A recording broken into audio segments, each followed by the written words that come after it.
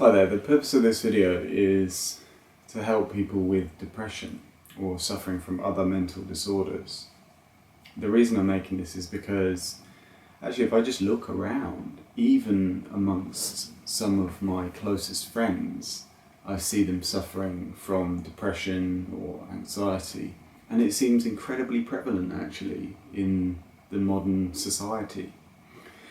I personally have suffered greatly from depression in the past and anxiety, but I am pretty much, I've pretty much overcome the illness now and understand it very deeply. So whilst words cannot ultimately be the only, So what I want to share with you today is some of my understanding of it. This is of course coloured by my mind and however my own brain is structured, the psychological structures within there and my experiences. But I believe that the causes of depression and most mental illnesses stem essentially from the same thing. But I'll focus on depression in particular because I think that's one of the most debilitating disorders.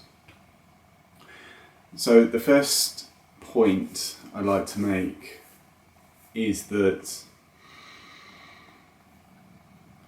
when you feel a sense of darkness, whether that be a sense of dark foreboding about the future, which can be categorized as an anxiety about the future, or a sense of hopelessness about the future, or a sense of worthlessness about the future, or about yourself.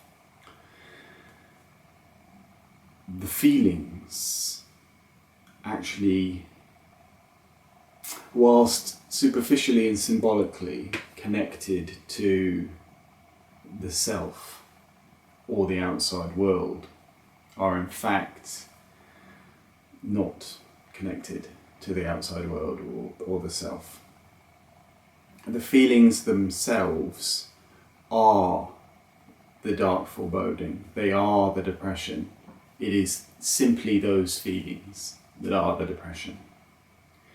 What happens is the mind and the heart make those feelings fill you up, and those feelings, you become those things, and you are those things. You are the darkness when it fills you up, right? So it's not outside, it's not caused, it's caused by you. You are it. You cannot remove those things from yourself. You cannot remove them from yourself, and they don't exist outside of you, so you cannot remove them by changing the outside world. What you can do is modulate how strong they are.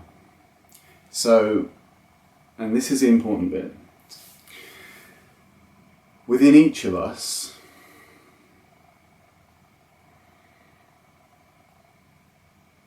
within the heart of us, there is a light.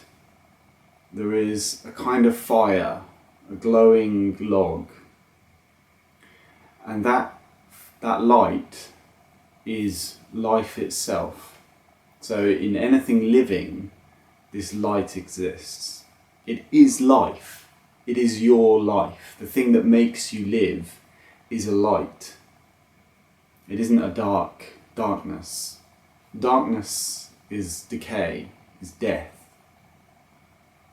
Anything that lives, that grows, growth itself, is that light process. So as long as you are alive, that light exists within you. So to deal with depression, what needs to happen, or the process that needs to happen, is that light within you needs to become the focus of your sight. You need to see the light within you.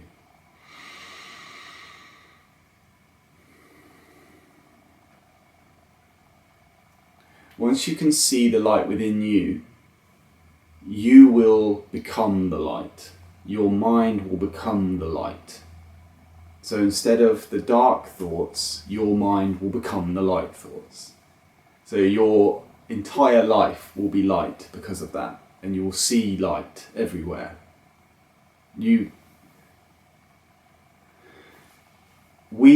Inside the mind, there is an integrating focus. And there are actually neurological correlates of this, but I don't need those to understand this, and we don't need those to understand this. There is a part of the mind that arbitrates, that decides. When all of the information comes in, it categorizes that information, and it makes a decision: this is dark, this is disgusting, this is beautiful, this is amazing. In the depressed person, that part of the mind is on like a bit like a runaway train, is overactive and impinging back upon itself, and all of the input that comes in, it is saying, this is dark, this is dark, this is dark, this is bad, this is bad. So the mind and the soul and the heart, whatever these things are, become filled with dark. Once you connect with the light within yourself, the things that come in then become light.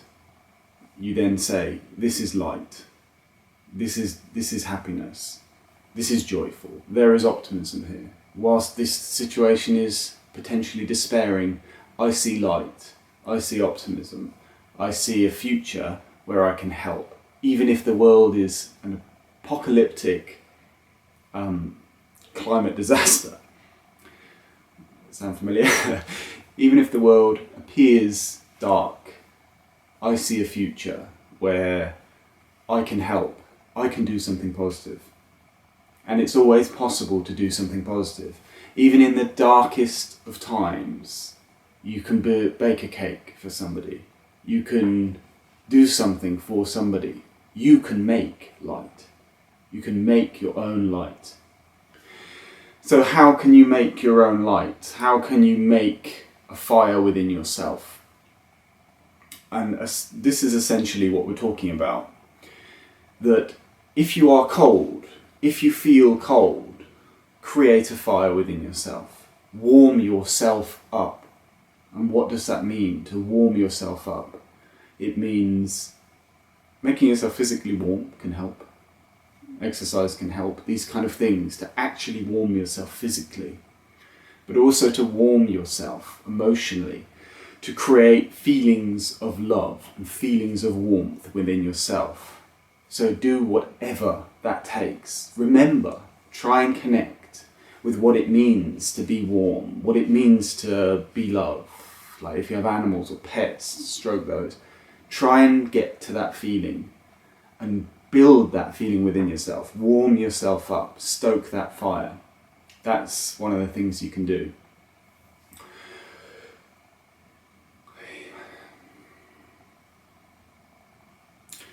Another important thing that you can do, because what happens in depression and other anxiety disorders is a feeling will occur where you feel completely disconnected with that source of light, and you will feel overwhelmed, or the predominant focus will be a negative thought or a previous negative experience, maybe something that happened to you in the past, will become at the forefront, and it will be the only thing that you can see in front of you. Now you may wish to, one of the feelings that will occur will be, I don't want to see this thing. I don't want to experience this thing, this feeling. I want it to go away. the way a mechanism to approach this situation is simply to look at the thing. To look at something is not to think about the thing. If I am to look at something,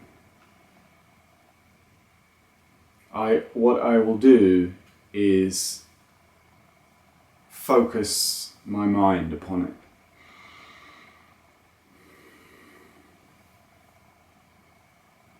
Simply quiet your mind and try to hold your attention on the thing without trying to do anything. Your mind is much more powerful and much more creative and much more, your wisdom is much more capable of resolving itself, of understanding itself and resolving your problems than your thoughts and your intellect can ever be. So don't try to intellectualize the problem. Just observe it. Just observe it with your heart and with your mind. Eventually this will cause the feeling to be resolved. It won't go away. It's not like it's being pushed behind a book and hidden. It will cause it to dissipate, to resolve, to dissolve. And what I said earlier about how these things never really go away is because these things are all a part of you. Your past experiences are you. But when you fill yourself with light, the shadows recede into the corners. The shadows recede into the corners. Imagine a room, the shadows become the corners. And they are still part of you, but they are not filling you, they are not controlling you. But remember that they are you. And shine your light upon them as well. So love those parts of you. Fear is scared. The part of you that is fear needs consolation. Imagine if you had a child or an animal that was scared, how would you treat that animal? Or that person, you would say, don't worry, everything's okay, I love you, you're safe, everything is okay. And you would console and you would treat that person or animal with love. And that would diminish the fear. The part of you that is scared requires love in the same way. And if it is given love and given attention, it will feel okay. It will diminish its fear, but fear can never be truly extinguished because it has a physiological correlate, the adrenal gland, and it exists within the brain. You wouldn't want to extinguish it, it's important. It's part of us.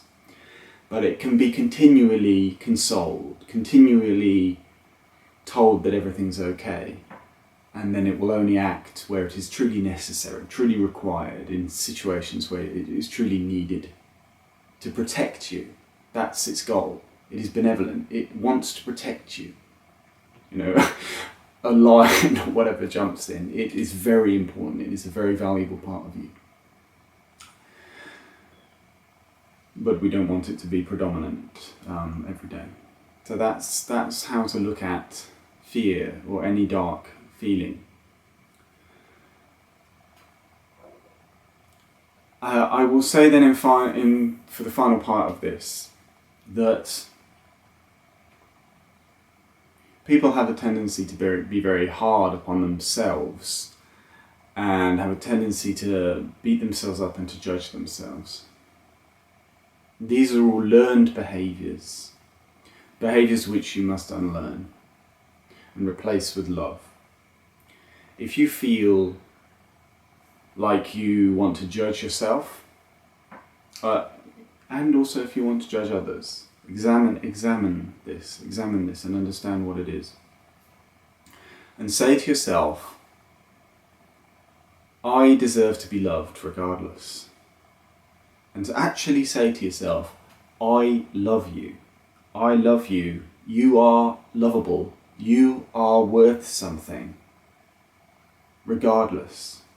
Regardless of what you've done, you are always lovable. It's very important to cultivate this behaviour. To take an example, someone I know couldn't stop thinking about the fact that they'd messed up a speech because of the microphone wasn't on properly. It sounds very silly, but this person kept thinking this over and over again, beating herself up about this thing. So I said to her, well, does a person that messes up a speech deserve to be loved? And the answer is, of course, yes, they deserve to be loved. We all deserve to be loved. Love is the force that changes and creates positivity wherever it is. And why would we beat up somebody who messes up a speech? It's obscene. It's absurd that we would do such a thing. So we treat this person with love. And if the person that we're treating with love is me, if I'm the one that's messed up the speech, then I give myself love and say, it's okay, you can mess up a speech. It means nothing. It means nothing at all. None of it's important.